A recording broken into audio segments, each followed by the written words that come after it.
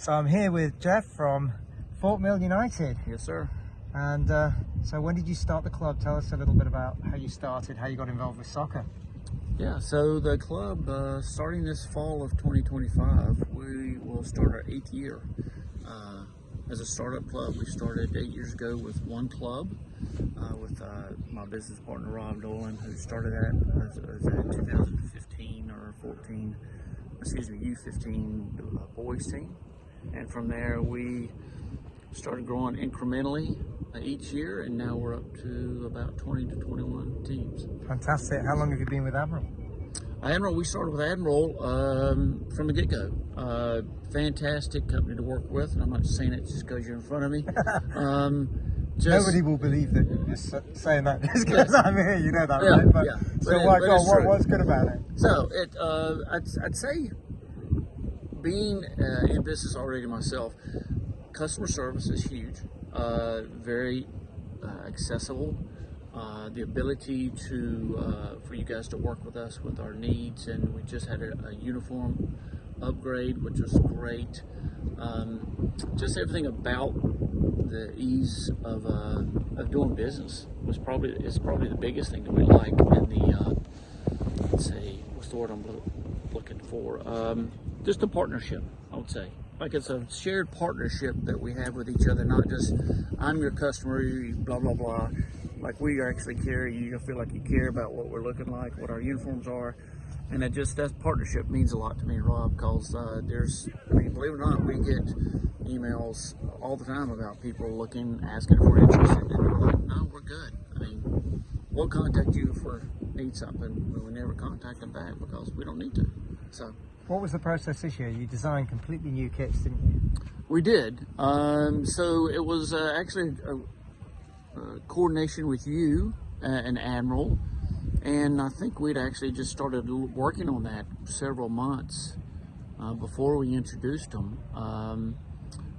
But the unique feature that we had this year, because we'd always had good kits, standard kits, but this year with the new kits, we incorporated aspects that you suggested about Fort Mill, because Fort Mill United is a local club team. Like, we don't try to pretend to be a club that's going to encompass all of Charlotte, Greater Charlotte, anything like that. We want to service Fort Mill, TEK, and Indian Land.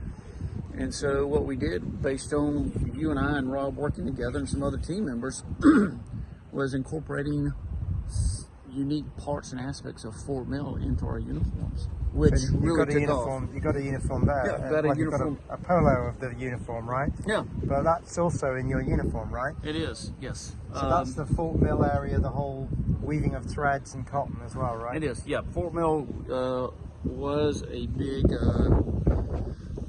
cotton industry production manufacturing facility as the 50, 75 years ago. It's since has left, but it still has a lot of cornerstones that still you can find. And so our uniforms have that in it. The goalkeeper uniforms have some unique aspects about Fort Mill that, along with Jeff, we incorporated. So yeah, I think the kids were a hit. I have not heard any bad thing about it. The boys and girls love it. It's just different, which is nice. What's the biggest challenge running a youth club? Just interested, for other people that run clubs, how tough is it? What would you advise that is the best way to run a club? If you're running a club, make sure you're doing it for the right reasons. There's a lot of clubs that I don't think are doing it for the right reasons. I think you have to have your heart into it. I think doing it for the right reasons, doing it for the kids, is number one priority. Most of the players and kids are not going to go to college and play soccer, but to be able to offer them good quality competitive soccer for them to learn and maybe take off in middle school and high school, that's our focus. Like, again, we don't try to be anything else. We're not going to promise a player, hey, we're going to get you to the college level. We're like, hey, you come to us, do the training.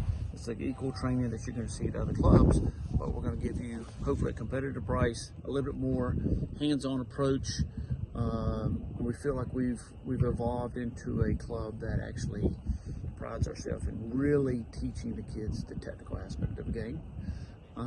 But as far as anyone that's wanting to do the club, just make sure you're in it for the right reasons. You shouldn't go into it trying to think you're going to make a ton of money.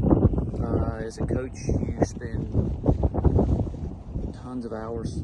But what does a week look like for you? I know you've got your own business as well, right? So this is a labor of love, isn't it? This is my full-time, part-time job that they say, but I have a full-time job already, and then a typical week would be, if I'm not coaching during the season, then I'm also out on the fields making sure the coaches that we have are coaching to a good subject, making sure their training sessions are appropriate, checking in with the coaches, making sure they need anything from us as the directors, making sure we're handling all the financial aspects of the club, making sure that just basically from point A to point Z, making sure the team managers, everyone knows what they're doing from a week-to-week basis, especially when our league starts, which it just started this week. Make sure they are understanding where they need to go to the fields, the times, the appropriate uniform. That's a big thing of wearing the appropriate uniform in the league. So it's you try to balance that out with my full-time job, and it's some late hours in the evening, and it's working through a lot sometimes just to make sure. Have you got kids playing in the club still? I used to, yep. I used to have two. My oldest son played his last year, senior year in high school. I did not coach him, but he played. I used to have he's now 14, younger son, played for us for a couple years, but he's since figured out that soccer was fun, but it's not his gig, and so he's